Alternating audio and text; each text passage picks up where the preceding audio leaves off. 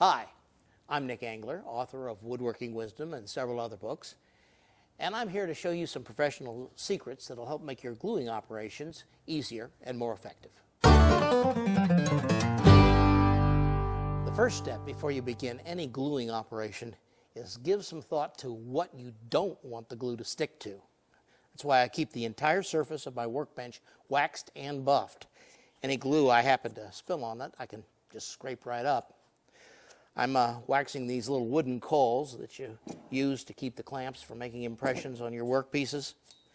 I also wax any other jigs or boards that I may use to align something while it's being glued up. Now, if you're worried about the wax interfering with the finish, and this can be a problem with lacquer finishes, all you have to do is wipe down the surface of the wood where the caul or the jig was with a little bit of naphtha right before you apply the finish.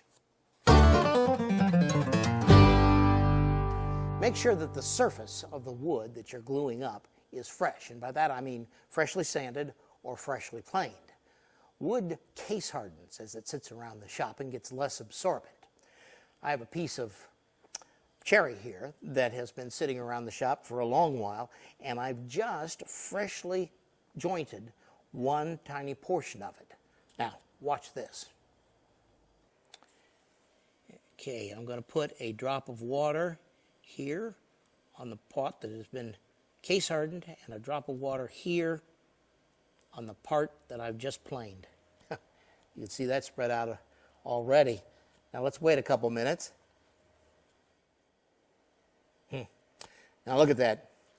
The water on the case hardened surface is still beaded up while the water over here has spread out and is still spreading. Now, most of your wood glues are water. They need to soak in to form an interface and a strong bond. So that's why you need to glue a fresh surface. Sometimes you have to spread glue over a fairly broad surface.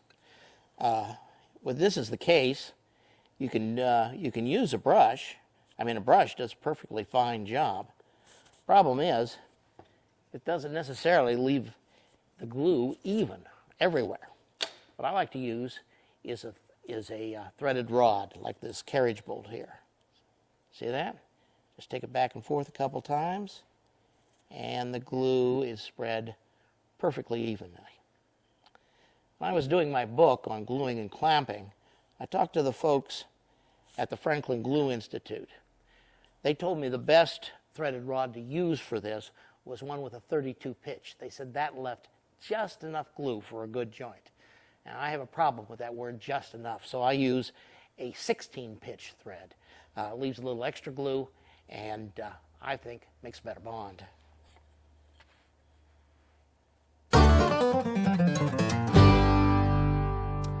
Sometimes when you're gluing two pieces of wood together and you put them together and you try to clamp them, you get them all lined up and you put a clamp on this, they slide back and forth. Okay, it's a problem with a lot of gluing operations. I have just the trick to help you out. Take a couple of pieces of 50 grit sandpaper, 60 grit sandpaper, and rub them together. Just a couple brushes, that'll do it, that's plenty. Knock a little bit of grit into the glue, and then put those back and forth, and look at that. Lo and behold, they will not slide. As you know, the strongest glue joints you can make are when you glue face grain to face grain, either like this or like that. However, every now and then, you have to glue end grain to face grain, or, God forbid, end grain to end grain. These joints tend to be very weak, and one of the things that makes them weak is the fact that the end grain wicks up the glue. So when you put the clamping pressure on, the glue is forced right into the wood, and the joint is starved for glue. Now, we can correct for this with this simple technique. First of all, let's spread just a little glue on each of the adjoining surfaces.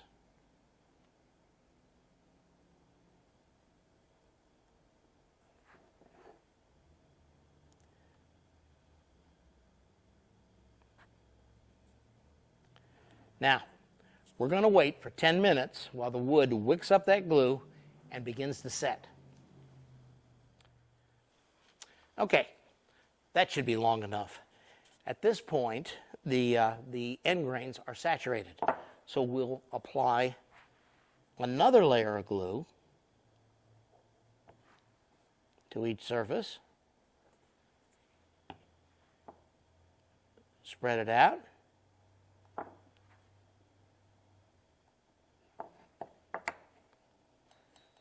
Line the boards.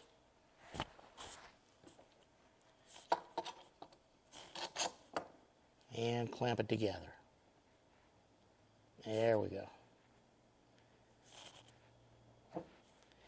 Now that still won't be strong as a face grain to face grain joint, but it'll have quite a bit of strength. Maybe not enough for structural applications, but certainly strong enough for most applications. Okay, that's had about 12 hours to cure, to get out of the clamp. And it seems pretty strong. Let's give it the acid test. Don't worry, I'm not going to step on you. Let's get up on this. Let me get my bounce. There we go. Now I'll get to the middle of it. Whoa. All right. There's all my weight. Whoop. Not bad. Almost strong enough for a structural part.